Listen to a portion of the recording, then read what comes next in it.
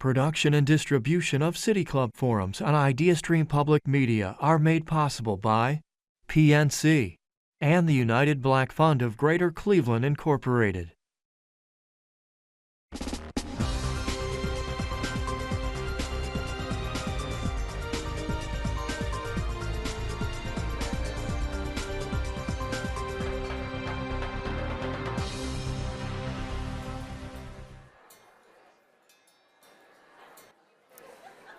Good afternoon, and welcome to the City Club of Cleveland, where we are devoted to creating conversations of consequence that help democracy thrive.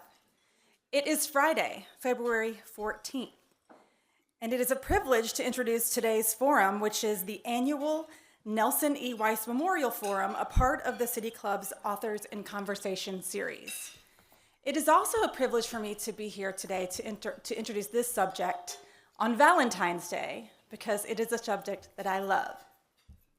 I fell in love for the very first time as a young child when I was visiting my aunt and uncle in downtown Chicago and staying with them in the condo that they had made their home. I fell in love with the texture of the city, the way the parks and the green spaces and the walking paths interact with the lake and the river, the soundtrack of the city, from the L rattling through the loop to sounds coming from dive bars and so many languages that I had never heard being spoken on city streets. But our cities have been challenged in recent years. The pandemic left our streets deserted, our businesses shuttered, and our understanding of how we work, where we work, and how that interacts with how we live has been changed, probably for the foreseeable future. And the murder of George Floyd left us all wounded, and we watched as civil unrest took place in all of our cities. But all of this demands that we rethink how we plan for cities. What is our vision of cities as we move forward, and how do we want all of that to meet our needs as citizens in these great American cities? Our guests today are the authors of The Case for Cities, a 38-chapter book that draws on the expertise from the academic, professional, and civic sectors. It outlines how we can build both cities of choice and cities of justice. Joining us on stage to discuss the book and what is needed to promote a viable urban resurgence is Terry Grundy, Associate Professor at the School of Planning at the University of Cincinnati. He is a passionate urbanist and teaches courses on ethics and social justice.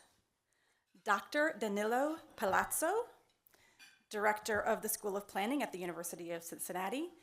He is the author of numerous books on urban design. Before moving to Cincinnati, he was on the faculty of the Polytechnic University of Milan in Italy.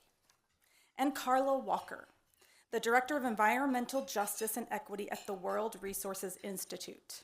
Carla has over 2 decades of experience driving impactful initiatives at the intersection of government, advocacy, and strategic planning. Moderating the conversation is Lee Fisher, Dean at Cleveland State University College of Law, former Lieutenant Governor of Ohio, and in case you missed it, the next president of Baldwin Wallace University. We're going to call him President Fisher moving forward. If you have any questions for our speakers, you can text it to 330-541-5794, and City Club staff will work to get it into the Q&A portion of the program. Members and friends of the City Club of Cleveland, please join me in welcoming Terry Grundy, Dr. Palazzo, and Carla Walker. President Fisher, the floor is yours. Thank you. I'm not sure if she introduced herself, but that's Kate Border, the president of University of Sickle Link, and she deserves a round of applause.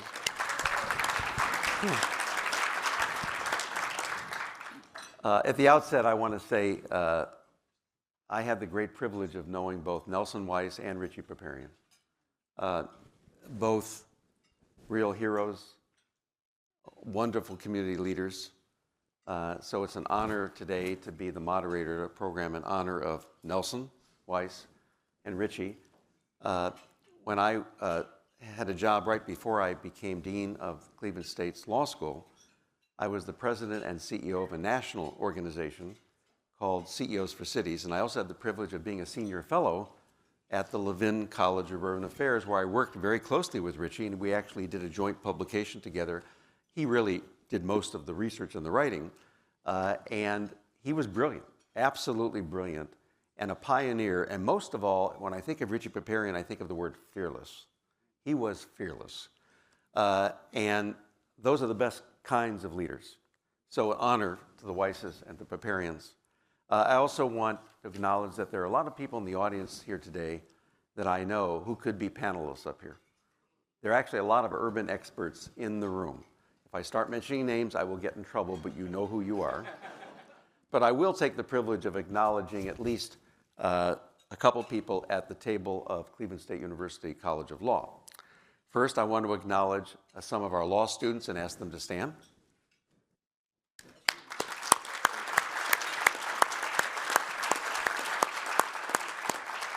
Now, I will be honest with you, I teach a leadership course and they're getting extra academic credit. But nonetheless, they still had an option of coming or not. Kate, of course, is at our table. My longtime friend, the mayor of Lakewood, Megan George, is at our table. And I've got two family members at the table. My wife, Peggy Zone Fisher, former president and CEO for 18 years of the Diversity Center of Northeast Ohio. And my brother-in-law, Matt Zone, former councilman in the city of Cleveland for 20 years. Today happens to be his birthday. It's not just Valentine's Day in Cleveland. And I think some of you know that Peggy's and Matt's mother and father both served in the Cleveland City Council. So there's been a zone representing the Detroit Shoreway neighborhood for more than 40 years. Okay. This panel is not, however, about my family, so that'll be enough for that. I want to begin by saying that the reason I'm here today is that my friend Terry Grundy, more than a year ago, asked me if I would write the foreword of this book from my former hat at CEOs for Cities, and I was really honored. And I have to say, this is one of the most impressive and beautiful, not just impressive, but actually beautiful, not just content, but the artwork of this. You really do want this. It's very impressive when guests come over, really. Just have it on the coffee table. They will consider you an urbanist immediately. So, and Carl and I go decades back. Well, and Danilo and I know him by reputation because he's obviously, he's got an international reputation as head of the School of Planning. So, Terry, I'm going to ask you the first question. How did this book come about? Why did you write the book? You know, Lee, everybody in this room remembers COVID and when it first dawned on us that it was going to change everything. And everybody in this room remembers that moment when we heard about the killing of George Floyd up in the Twin Cities. For people like us on this panel, and I think really for all of you, we just worried very deeply that this could take all of the wind out of the sails of the very significant resurgence that we were seeing in grand old cities like Cleveland, Ohio, and Cincinnati, Ohio, and name any other city that's an old legacy city. We had suffered for decades, loss of population, loss of investment, but finally we were beginning to see a resurgence in many of these cities. In Cincinnati, we began to see even population increase once again. And it seemed to us that all of that could have been swept away by what was happening. And indeed, as you remember, and you remember, almost within minutes, those people who always are beating the drums against urbanism and against America's legacy cities were using these events to demonize a city like Cleveland. Cities were places of crime and disease and disorder. So we felt that we just had to do something. And I have to say that for Danilo and Carla and me, it wasn't a question of making a book. I know that we academics make books. It was a moral thing. We had to do what we could to combat that negative drumbeat against cities. So we had a series of online conversations. They were funded by the Hale Foundation of Cincinnati. They extended over about 11 months, I think, Danilo. There were hundreds of people, maybe thousands from all over the world participated, some from up here. They were fabulous. We brought together urbanists and urban activists and political leaders of all kinds, entrepreneurs, artists, food people, environmentalists, and it was terrific. That followed up with a series of online articles with our media partner, which is a civic online journal in Cincinnati called Soapbox Cincinnati.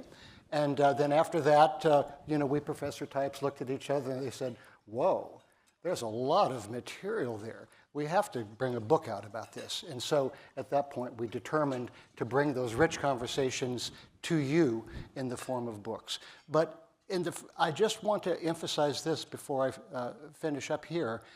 It's not about a book. It's about Cleveland. It's about Cincinnati.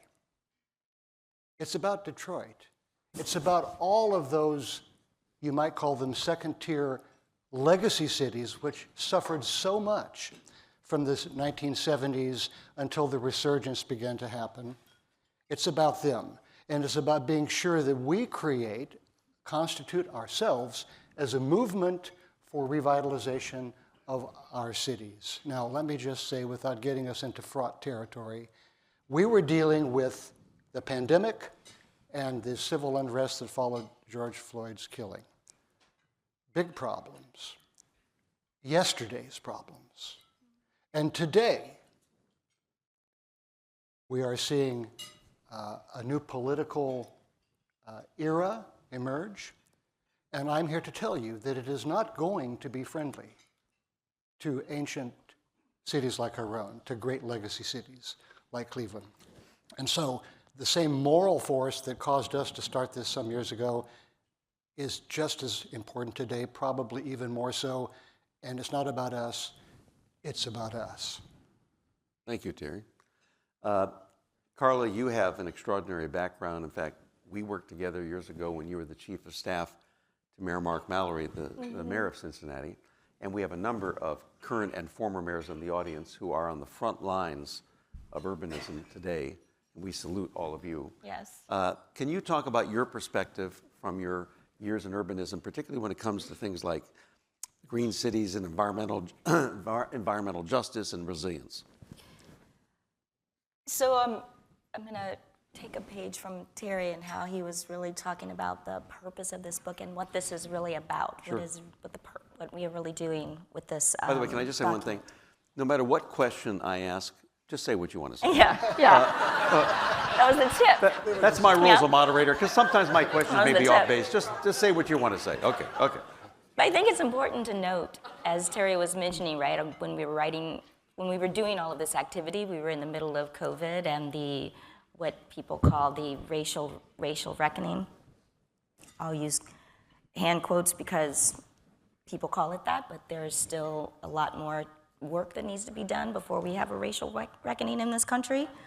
But in terms of like how cities were dealing with these issues, we also had back in 2017 when this was happening, 2018 when this was happening, 2019, 2020, we had a situation where the federal government was pulling back on funds for cities. And we're looking at that now, right? You call these yesterday problems, and my eyebrow went up because we're like, we're not done with those problems. So cities, I think, are the way in which they dealt with that during that first Trump administration.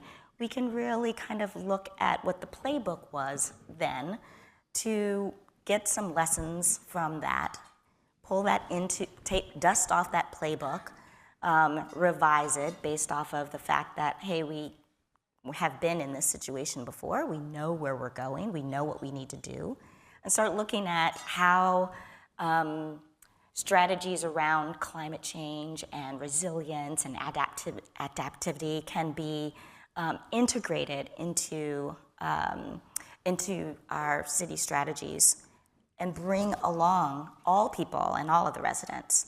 And this is something that cities can do when I think about it, you can do it by looking at coalition building, right? You can look at new financing mechanisms, what's happening at the state level to address some of these issues, right? You can begin to create these new innovative public-private partnerships to address some of these issues.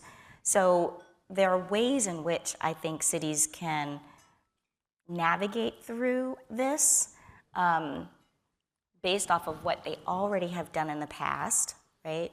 Based off of the networks of stakeholders that they already have in this, whether it's the institutions, the educational institutions, it's a corporate community, let's not forget just everyday citizens and the civil society groups.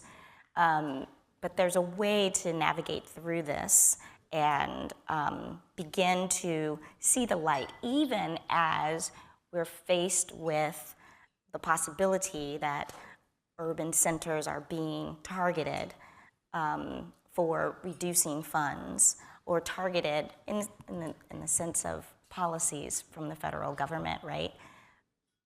The immigration issues, the reduction of funds for education, even the clawback of the tremendous amount of funds that came through the IRA and IIJA, the Biden climate policies that really delivered investment into our cities.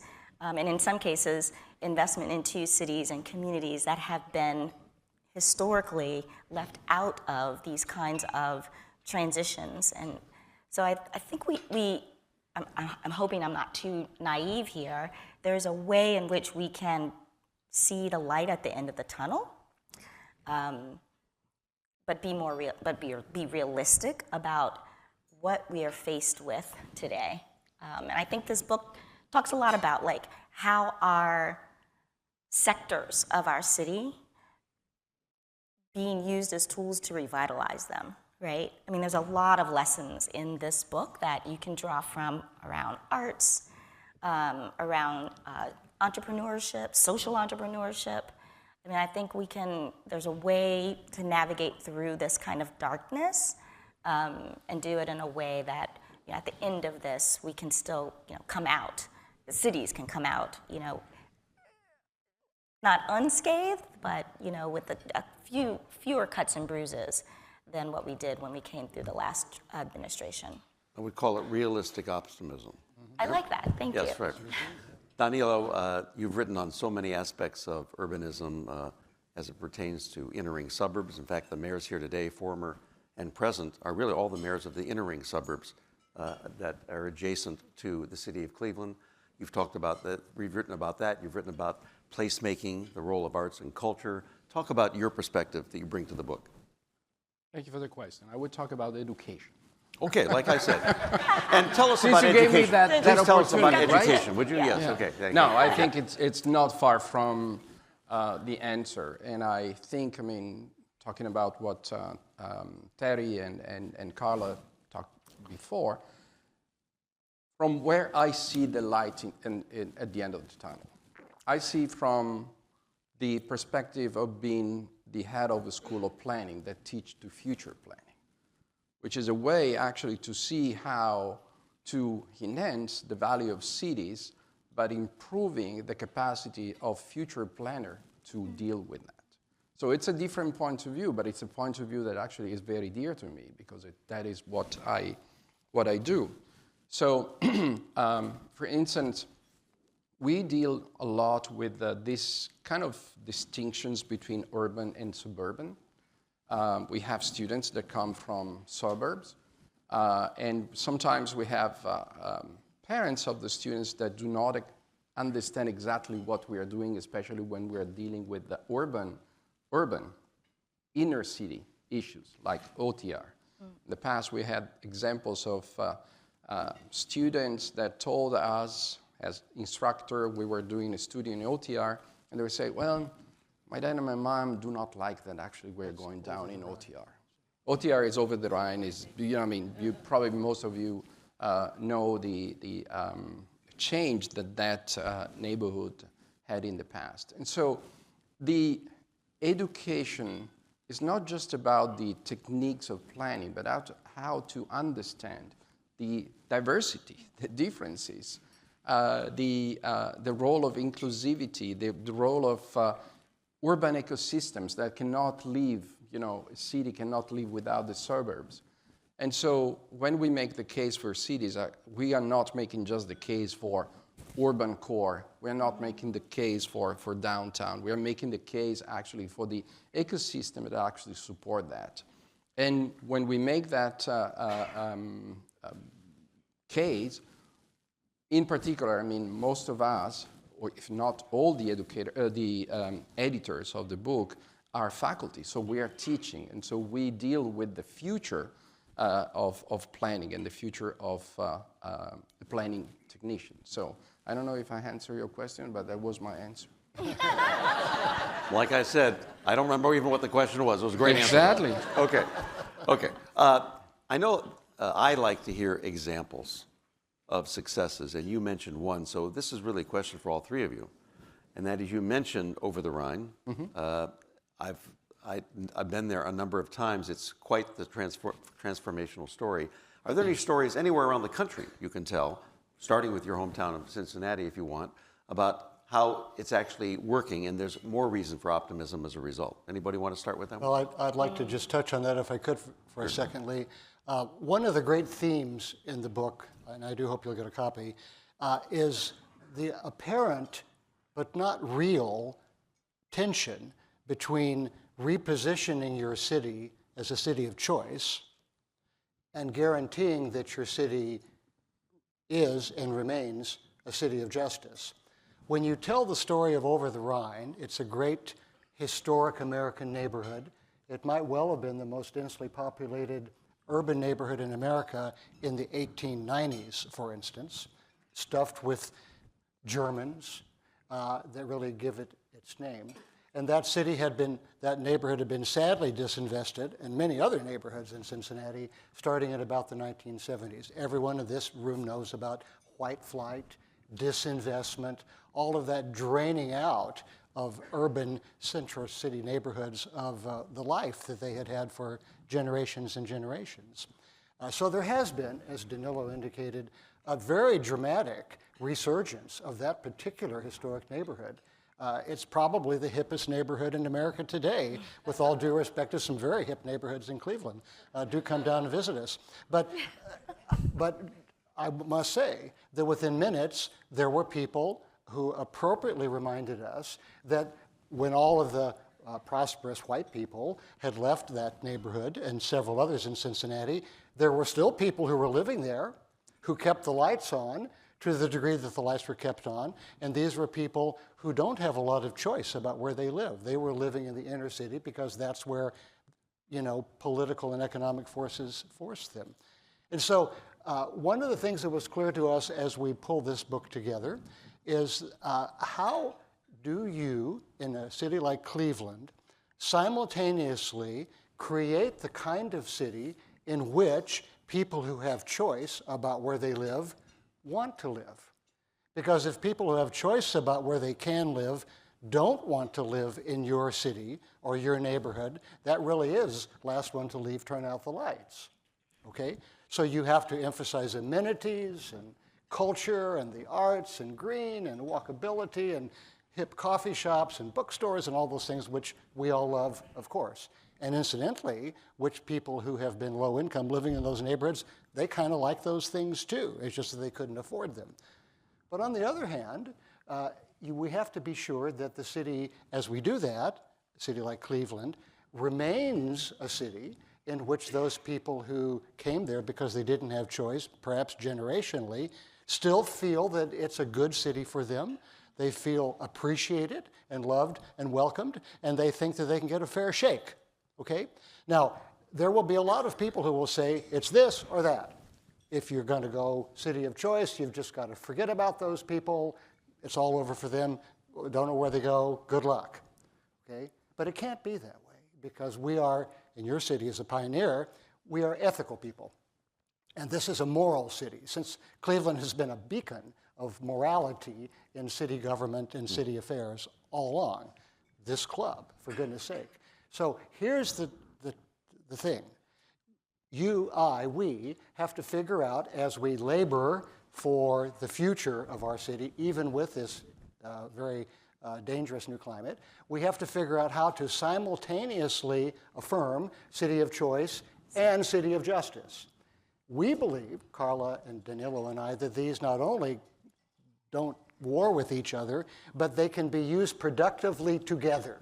There really are planning strategies and justice strategies and cultural strategies that can make these things work together for the benefit of the city. If I could just jump in here, Please, too. yeah. One Plus, of the somebody has to stop me. They know how I am. One of the examples. Yeah, right, I know. They should put you in the middle. It's called a Grundy minute. An example of that is green cities and greening cities, right? Greening your cities and like having a just and city of choice, these things are, in my opinion, inextricably linked, right? Cities that invest in green infrastructure or that invest in climate strategies or resilience strategies, these are the cities that can position themselves better to be beacons for new people to come in and move in, right? They position themselves to support better economic development, right? Growing small businesses. They definitely support climate resilience and protecting citizens and communities that are most disproportionately impacted by environmental degradation. So an example, right, is I'll speak about City of Cincinnati. That was also part, and Cleveland, I think, was part of the American Cities Climate Challenge. And this was an effort that was funded by Bloomberg. It had 20 or 25 different cities that once the US was pulled out of the climate, or was attempted to be pulled out of the Paris Climate Accord during the first Trump administration, Bloomberg said cities are actually the engines where this kind of work is being done, and there's a ton of cities that are already kind of moving forward and developing climate strategies. These climate strategies were tied to social cohesion, economic development. So there is this link between what a city trying to make itself more resilient, more green, and how that city develops into a place where people feel like everyone feels like they belong, and they have these amenities that they have access to, regardless of wherever you live and whichever community you're living in a city. And that's, again, like that was 20 or 25 cities that were really investing in that kind of cohesive, connected, co-created strategy. That's also something that's happening again with another group of Bloomberg cities. They're now looking at not just what's the green piece and what's the green strategy, but how can the work that's being done at the city level through green strategies help drive racial economic equity. So it's not, and this is being examined and explored in 20 different cities across the country. Very, very proud to say that Ohio has 4 of those cities, if I'm not mistaken, that are a part of that, that initiative. So it's out there. We need to do so much more work to promote that is a way to develop your city strategies. You know, I want to go back to something Terry said, because another title for this book could be Cities of Choice, Cities of Justice, because that is the pervasive theme all throughout the book. Danilo, can you talk about that? And of course, anything else you want to talk about? Of course. Yeah. I would talk about OTR. OTR, let's go back to Over the Rhine. Okay, right. No, I would go back to OTR, but actually it includes those two terms, City of Choice and City of Justice. OTR, I think, is for Cincinnati, but not just for Cincinnati. I think it's kind of a national model. It's the epitome of the transformation of inner cities.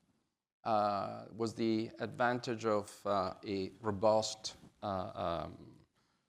building stocks that actually were on the same style, and so everything was kept.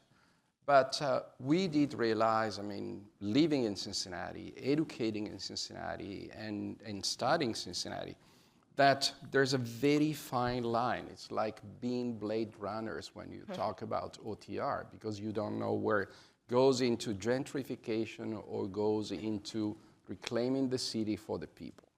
It's a fine line. It's a wicked problem. I mean, something that it's very hard to solve. And so, again, that city of choice and city of justice, where is the city of choice for someone, it might not be a city of justice for someone else. So that fine line is something that we are still interrogating about. I mean, are we giving justice to the people that live there? Are we giving choice to the people that want to live there, but actually only those that can afford to live there? So, I mean, it's but I would want to say that is definitely a step up in comparison to other examples. If we think about St. Louis Prut-I-Go, I mean, that is a famous aspect of the city of St. Louis many years ago. There were these two social housing areas. One was called Pruitt and one was called Go. One was for black, one was for white. At one point, I mean, the clash between the two, we are talking about 1950s. I mean, what was the decision of the city of St. Louis? To turn down all. And so now there's an empty area where it once was Pruitt-I-Go. So that was the kind of a solution to solve the problem. And it was not, of course. And so we are lucky that at least in OTR, another strategy, another way to deal with those issues have been implemented. Not perfect. Before you say anything, Terry, hold that thought, because we're now coming to my favorite part of City Club forums. We're about to begin the audience Q&A where the moderator becomes totally irrelevant. Although you could argue already irrelevant. So let me just do this one. This is where I have a script, okay? For our live stream and radio audiences, I'm Lee Fisher, Dean at the Cleveland State University College of Law, and the moderator, former moderator for today's conversation. Today we are joined by three authors of the book, The Case for Studies. We're discussing what is needed to promote a sustainable urban resurgence. With me on stage is Terry Grundy, Adjunct Associate Professor at the School of Planning at the University of Cincinnati, Dr. Danilo Palazzo, Director of the School of Planning at the University of Cincinnati, and Carla Walker, the U.S. Director of Environmental Justice and Equity at the World Resources Institute. We welcome questions from everyone, City Club members, guests, as well as those joining our live stream at cityclub.org or live radio broadcast at 89.7 IdeaStream Public Media. If you'd like to text a question, please text it to 330-541-5794. That's 330-541-5794. And City Club staff will try to work it into the program. And the only difference in these questions is that you actually do have to answer those. As opposed to mine. Okay, let's go to the first question. Fantastic forum this morning. Cities are the epicenter of innovation and has really revolutionized our country. My question is, with new federal executive orders coming out, new policies that are coming out of Washington, it seems like a lot of the opportunities and challenges that exist in cities are under assault. How would you engage with federal policymakers, federal elected officials in still advancing the work of cities? By the way, he's also the former president of the National League of Cities. Oh, excellent. Okay, who wants to go first? I'll be happy to try about Of course. that. That's challenging. This is another Grundy minute. I want to say very candidly that I don't think any of us in this room know yet. We do not know how much damage is going to be done to cities and to many other things that we care about as a result of the new political climate that's emerging. We just don't know. And so one of the things that we have to be, I think, most alert to is how to turn back inward into the local political, cultural, civic, and social environment to create the highest possible degree of solidarity so that we can, to the degree we're able, help to solve many of our urban problems without having to rely upon the federal resources that might not be there. And I only want to add this. If you want to know why cities lost so much ground between 1970 and, let's say, about 2010, one of the answers to that question is the draining away of what some people call social capital. By that I mean social cohesion amongst ourselves. You know, the old divide and conquer strategy, okay? And, you know, we became alienated from one another geospatially. People moved to suburbs and didn't relate to the people in the city anymore, and suburbs didn't talk with other suburbs, and, you know, white people didn't talk to black people, and no one talked to anybody until we come to be a nation in which everybody seems to be biting everyone else all of the time. When you don't know what to do politically, the most valuable thing you can do is build community. Yeah, I agree. Okay? And on St. Valentine's Day, when we're talking about love, we better be talking about love. I mean, real, effective, political love. Just basic, I care for you as a human being. We're okay, living Jody. Valentine's Day on the stage. I love this. Okay, good. I mean, Go to ahead, that go ahead. point, I do want to say a couple things. One, we have no idea. I agree with Terry. We have no idea what the damage is going to be. But I think for cities, to your point or your question about how do you work with federal entities under this cloud, right? One, monitor, take data. Take data just so you know what's going on in your city, so you know how the relaxing of federal funding or removal of federal funding is impacting your constituents, because then the data helps you tell the story, right? I would say do the monitoring and collect the data, because we already know they're not collecting the data. They've already scrubbed those sites of data. So we need to figure out how to explain what is actually happening at the local level. Second thing, and this is what Terry was saying, that collective coordination, that collaboration, the co-creating of the various stakeholders at the local level, right? This includes folks in this room, right? Urban planners, other civic leaders, but I would be remiss to be up here and not say that part of that stakeholder group are your citizens, right? Cities are made up of people, regardless of what job you have or where you're, who you're funding and supporting. At the bottom level, right? The common denominator is where the city is made of people. So you have to make sure that you're engaging them in these conversations, in these discussions, right? Citizen engagement, civic engagement, right? People are using that and throwing that around as like a really cool little term, but it's actually a process, and it's a relationship that elected leaders have with their constituents. It's not a one-off. You have to involve and engage them. Then you have more information on the story where you go back and talk to your congressional representatives, and you're letting them know, this is actually what's happening. You are hurting people, right? Or, I don't know, I can't remember from political days what we used to call it, but like, you don't want to just talk about the bad things. You want to talk about the good things, right? We called it pessimism. Right. Yeah, right. In my mind, I always think it's like slap and clap. Like, you don't want to, Okay, right? right. Old political terms. But you definitely want to be able to keep lines of communication open with them, even if it is challenging, right? Because I think cutting off that communication allows people in power to direct the narrative. And if they're directing the narrative and they're controlling everything, it's that much harder for us to actually make an impact. Danilo, want to answer that? No. I love this. Okay, let's go to the next question.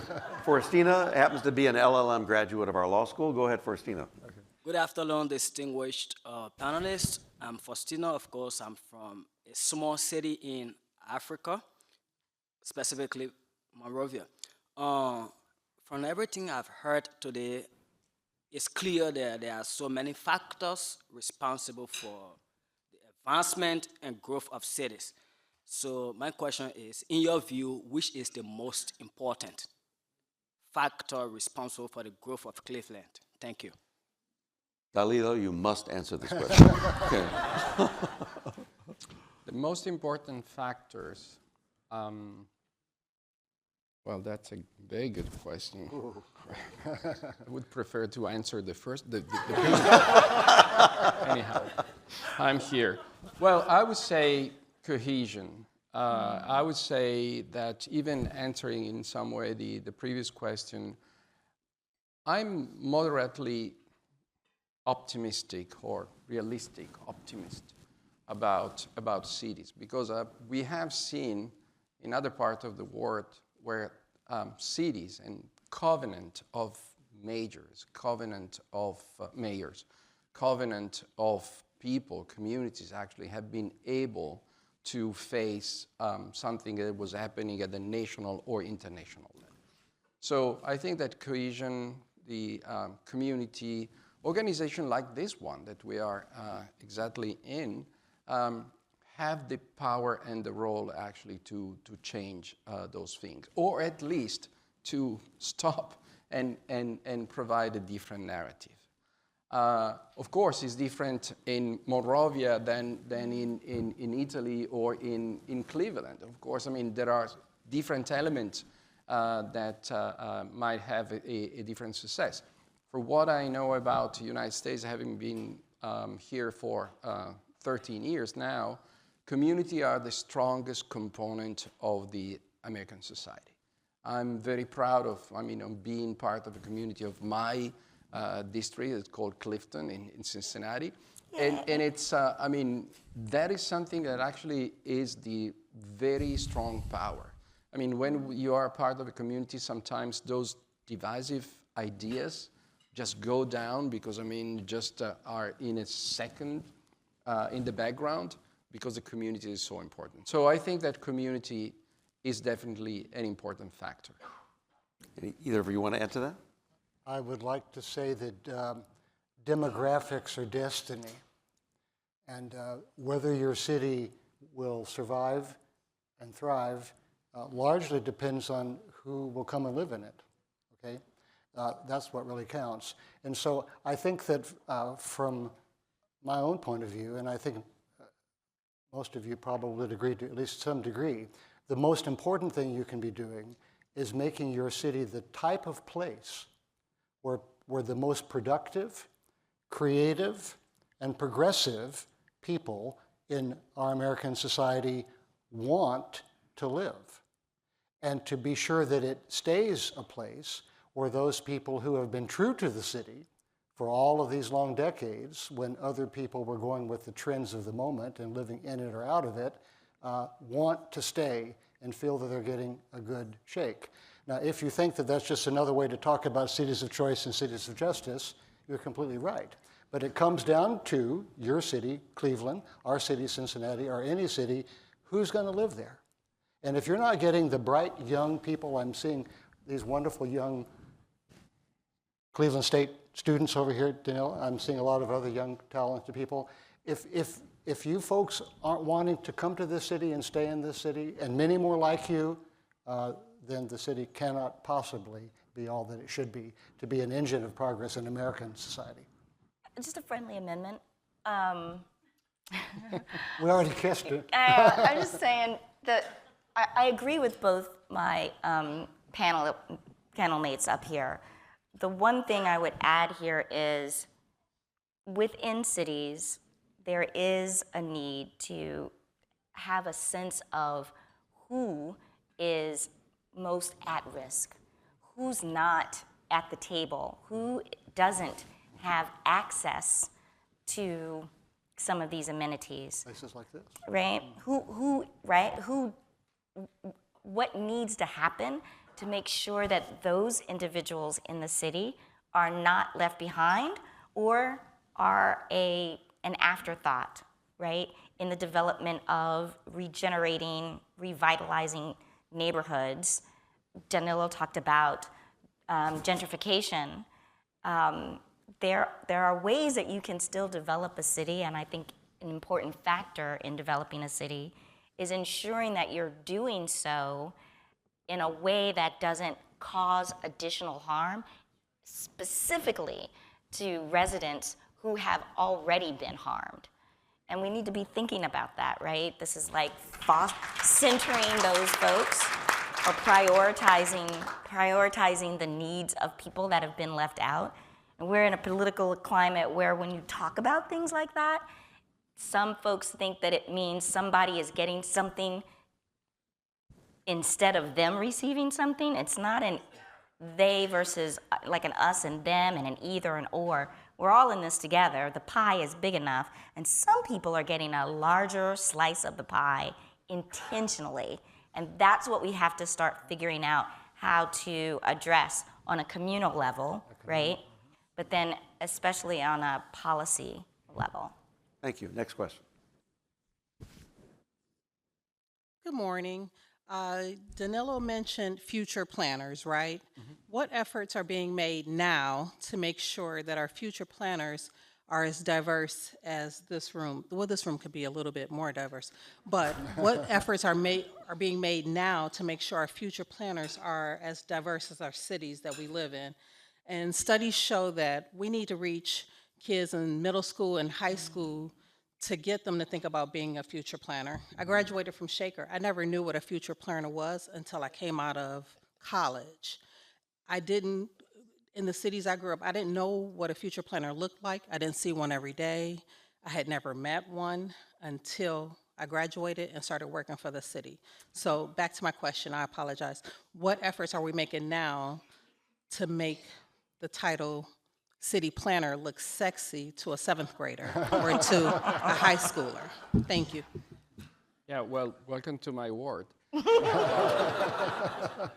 We are actually having issues not just to have a diverse population among our students, but also having students.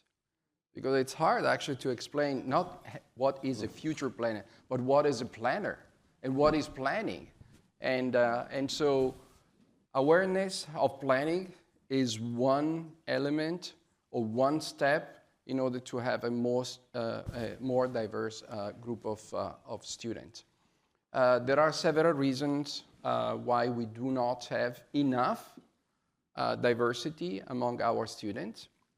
And I would say that definitely is due, it's school by school, I would say. I'm in a college that is called Design, Architecture, Art, and Planning. You can explain to a high school student what is design, and you don't have to explain. You don't have to explain what is art. You don't have to explain what is architecture. Then when it goes to planning, you have to, right? And that is the hardest part. What we did realize recently, we have before this book, we published another book with Routledge. It was called Diversity and Awareness in Planning. And we collected chapters from different scholars from all over the world to try to understand how to raise, that awareness of planning and also diversity. And there are examples from different places.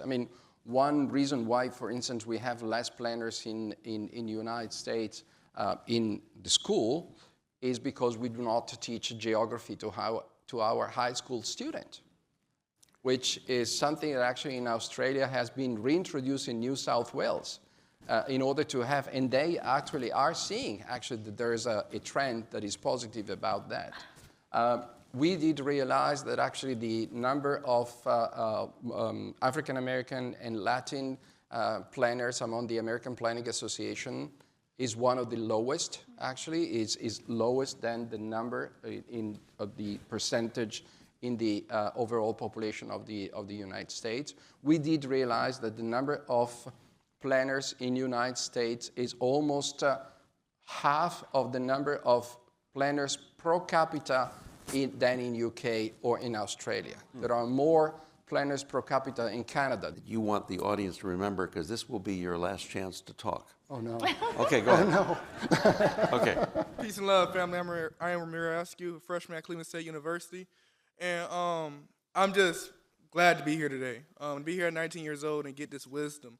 My question to you is, hearing this wisdom, how can we make sure more of my peers get this wisdom? Because we spoke on who is at the most risk inside these communities in the inner city, and I believe the most risk is the youth. We see that the youth we're dropping every day. They're just a 10-year-old shot in the head last week. So I'm asking, what can y'all do to make sure, one, the youth is informed about what's going on, how we can play a part of building our communities, and what make us feel like our voice is heard as well, so that way we don't add to the detriment of our community. That's a very good question. Very, very good question. One, be engaged, right? Be engaged, like what you're doing right now. That's fantastic. And then, obviously, for you, share what you're doing, share what you're hearing, right? For those of us on, like, the city leader side of things, the one thing we need to make sure we do in order to talk to youth is meet them where they are, right? This is the first rule of community engagement and community involvement. Meet them where they are and then listen to them, right? Understand that there are experiences that they are having, that they have a different vocabulary, a different way of expressing themselves, but just listen and hear what they're saying, and then take the lesson from that to figure out how do you engage with them, right? When I was in Mayor Mallory's office, we did a young professionals kitchen cabinet. It was the first time that we had folks who were coming out of college or in college and very early into their careers being a part of the development of city policy, right? You could do the same thing with younger folks in high school and elementary. There's a way to figure out how to engage with people at all levels, right? If it's their parents, if it's their grandparents, if it's even trusted community folks, right? Like the person down the street, Mrs. Johnson, who sells snack packs, or if it's the brownie leader or the Girl Scout troop leader. Typically, you're gonna need to have somebody bring you into that network, right? And that's a way of also developing leadership skills, because you don't wanna wait, I think someone mentioned it before, you don't wanna wait until after college. You wanna begin working with families and networks and communities to disrupt some of these issues and challenges that they're experiencing. Danilo and Terry, when you see Dan Mothrop approaching the stage, it means we have very little time Oh, I left. did, I saw that. So I Danilo, will give a short you go answer and then because Terry. I know Yeah. Terry. Okay. So, no, actually two things. One, to the previous question. I think that higher education should be more affordable in the United States. And that is the reason why we do not have so much diversity among our students, because it costs too much. That's it. Second, I don't remember the second part. The first one was so good, I don't remember it. So Terry, please. Okay, that's good. That was good, though. And by the way, I do want to say Cleveland State University and Baldwin Wallace are very affordable. Okay, go ahead. Okay, go ahead, Terry. You know what real power is, including real political power? It's giving young people something to believe in and giving them some hope for the future.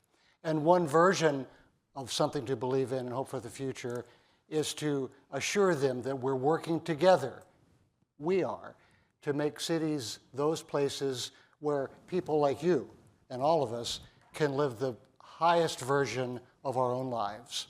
That's what cities are for. They're places for people to live the best version of their lives, and we are committed to making that happen. And that's what we're trying to do, and that's your job when people like Danilo and I have to lay down that torch. Your job is to continue to carry it. Excellent, thank you. Oh. Okay, real quick. Actually, I mean, I'm very serious. I heard about two great people at the beginning of this presentation. I don't remember their name, but I mean, they are kind of those heroes that actually can influence students to become community leaders, to become planners. So we need probably to highlight more of these people in order to have more students. So, Okay. Thank you so much. I'm Dan Malthrop, and you've been listening to a conversation about a new book that's out. It's called The Case for Cities. Thank you very much to Danilo Palazzo, Carla Walker, Terry Grundy, and Lee Fisher for this wonderful conversation. Forums like this one are made possible thanks to individuals like all of you. You can learn more about how to become a guardian of free speech at cityclub.org. Our forum today is part of the City Club's Authors in Conversation series, which is presented in partnership with Cuyahoga County Public Library and Cuyahoga Arts and Culture. Our forum today is also, Danilo just mentioned the two heroes. One of them is Nelson Weiss. Today is the annual Nelson Weiss Memorial Forum. He was an attorney, a longtime member of the City Club, served as our board president. His family is with us today. Thank you so much for being with us. And also, our forum today is dedicated to the memory of Richie Paparin, a friend of the City Club, a champion of our fair city. Richie was one of Cleveland's leading researchers on urban poverty and community development. His final book was called Octopus Hunting, and we discussed that with him at the Happy Dog last May. We're delighted to have the family with us today, Richie's family. Thank you so much for being with us.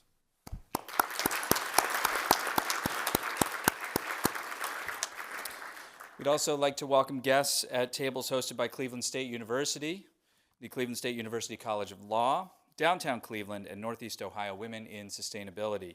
Coming up next week at the City Club, we'll hear from Lorenzo Gonsalves. He's president and CEO of Cleveland Cliffs. It's a small manufacturing firm, one of the largest steel makers in the world, actually, and the 24th oldest firm in America. No kidding. I know. Pretty neat. That's next week. There's still like maybe 3 tickets left. Get yours on the way out the door. You can learn more at cityclub.org. That brings us to the end of our forum today. Again, have a wonderful Valentine's Day all. Have a great weekend.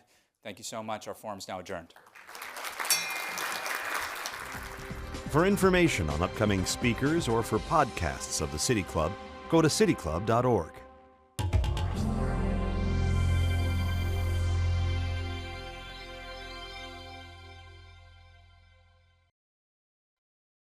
Production and distribution of City Club forums on IdeaStream Public Media are made possible by PNC and the United Black Fund of Greater Cleveland, Incorporated.